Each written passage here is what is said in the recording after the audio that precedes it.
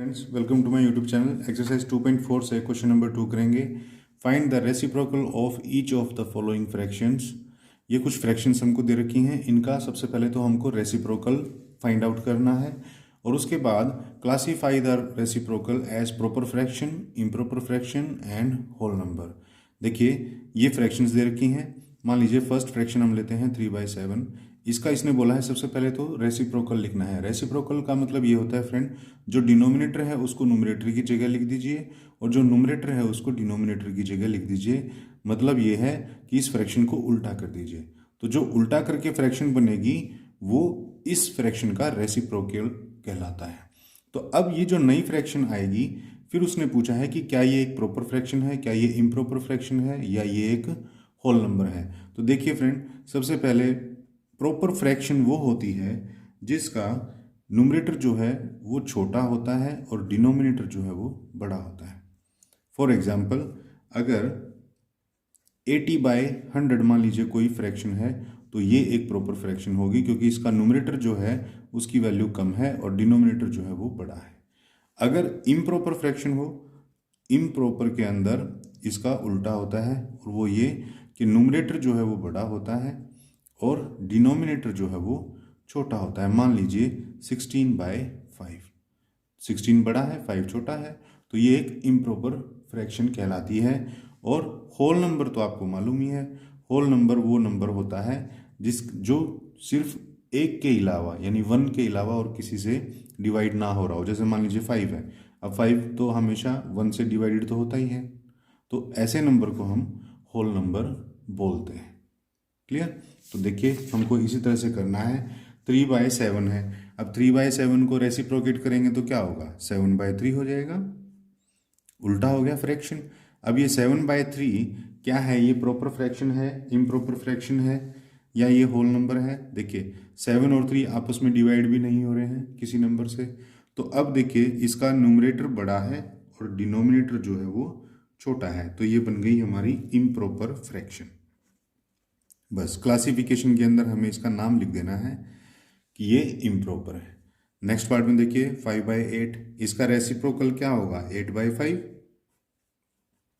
तो 8/5 के अंदर सेम ऊपर वाला केस है, न्यूमरेटर जो है वो बड़ा है और डिनोमिनेटर जो है वो छोटा है, तो ये भी हमारी इम्प्रॉपर फ्रैक्शन कहलाएगी। उसके बाद देखिए 9/7, इसको रेसिप्रोकेट करेंगे तो उल्टा करने के बाद ये हो गया 7/9। अब यहाँ देखिए, जो न्यूमरेटर है वो छोटा है और डिनोमिनेटर जो है वो बड़ा है, तो इसीलिए ये बन जाएगी प्रॉपर फ्रैक्शन। ठीक है। उसके बाद है 6/5। 6/5 को रेसिप्रोकेट जब हम करेंगे तो ये बनेगी 5/6। अब ऊपर न्यूमरेटर छोटा है, डिनोमिनेटर बड़ा है, तो ये भी क्या बन जाएगी, प्रॉपर फ्रैक्शन। उसके बाद है 12/7। 12/7 को जब आप रेसिप्रोकेट करोगे तो ये बन जाएगा 7/12।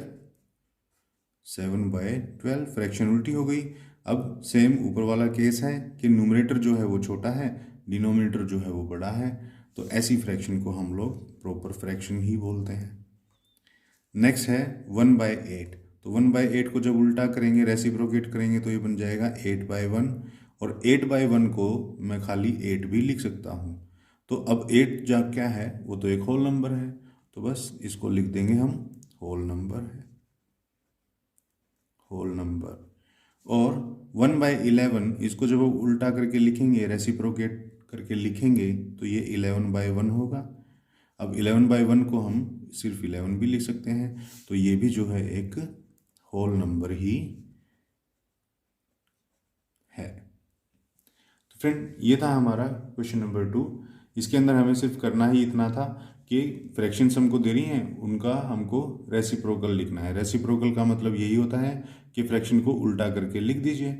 अब हमको ये बताना है कि ये प्रॉपर फ्रैक्शन है या इम्प्रॉपर फ्रैक्शन है या ये होल नंबर है।